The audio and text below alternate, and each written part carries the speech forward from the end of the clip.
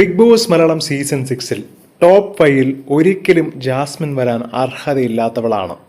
ഇത്രയും ഉഡായിപ്പ് കാണിച്ചിട്ടും ഗബ്രിയുമായി കൂട്ടുപിടിച്ച് ആ പാവത്തിനെ 8ാമത്തെ ആഴ്ച പുറത്താക്കിയവൾ കൂടിയാണ് ഈ ജാസ്മിൻ. ഇവൾ ടോപ്പ് 5-ൽ വരുന്നതിനോട് എനിക്ക് ഒട്ടും യോജിക്കുന്നില്ല എന്നുള്ള വർത്താനം അവിടെ തുടങ്ങിയിട്ട് കുറേ നേരമായി സുജയും സായും. മാത്രമല്ല ഇപ്പോൾ അർജുനുമായിട്ടുള്ള ഈ ഒരു റിലേഷൻഷിപ്പും ഈ ഒരു ഫ്രണ്ട്ഷിപ്പും പിടിച്ചിരിക്കുന്നത് പോലും തൻ്റെ നെഗറ്റീവ് ഇമേജ് നല്ല രീതിയിൽ മാറ്റാനുള്ള ജാസ്മിൻ്റെ അടവ് മാത്രമാണ് എന്നാണ് സിജോ സായിയോട് പറയുന്നത്. മറ്റാരുടെ കൂടെ നിന്നാലും ജാസ്മിന് തീർച്ചയായിട്ടും ഇത്രയും ഒരു ഫ്രണ്ട്ഷിപ്പ് ബോണ്ട് ക്രിയേറ്റ് ചെയ്യാൻ പറ്റത്തില്ല. പുറത്ത് അർജുനും ശ്രീധുനും നല്ലൊരു കോംബോ ഉണ്ടെന്ന് ജാസ്മിന് നന്നായിട്ട് മനസ്സിലായി തുടങ്ങി.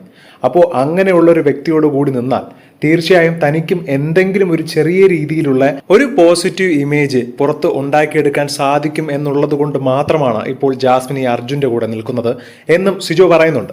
ഇത് തന്നെയാണ് ഞാനും കുറേ നാളുകൊണ്ട് പറയുന്നത്. ഈ സിജോ പറയുന്നത് എക്സാക്ട്ലി സെയിം ആണ്. 53 ദിവസം വെറും ലവ് കോംബോ പിടിച്ച് പ്രേക്ഷകരെ വെറുപ്പിക്കുന്ന രീതിയിലുള്ള ഒരു കോംബോ ആയിരുന്നു അത്. അതൊക്കെ അങ്ങനെ മറക്കുന്നൊന്നുമല്ല എന്ന് സിജോ പറയുന്നുണ്ട്. പ്രേക്ഷകരെ എല്ലാം ഓർത്തിരിക്കുന്നവരാണ്. ഈ 53 ദിവസം ഒഴികെ ജാസ്മിന് ഇവിടെ ഇൻഡിവിജ്വലായിട്ട് കളിക്കാൻ 2 ആഴ്ച മാത്രമേ സമയം കിട്ടിയുള്ളൂ.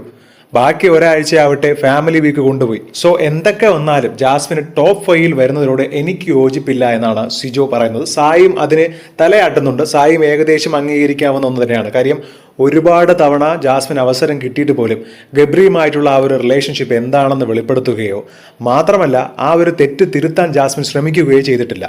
ജാസ്മിൻ്റെ ഗെയിം പ്ലാൻ മാത്രമാണ് ഗബ്രി പുറത്തായെന്നും അല്ലെങ്കിൽ ഗബ്രിയാണ് ജാസ്മിന് പകരം ഇവിടെ നിൽക്കേണ്ടത് എന്നും സിജോ പറയുന്നുണ്ട്.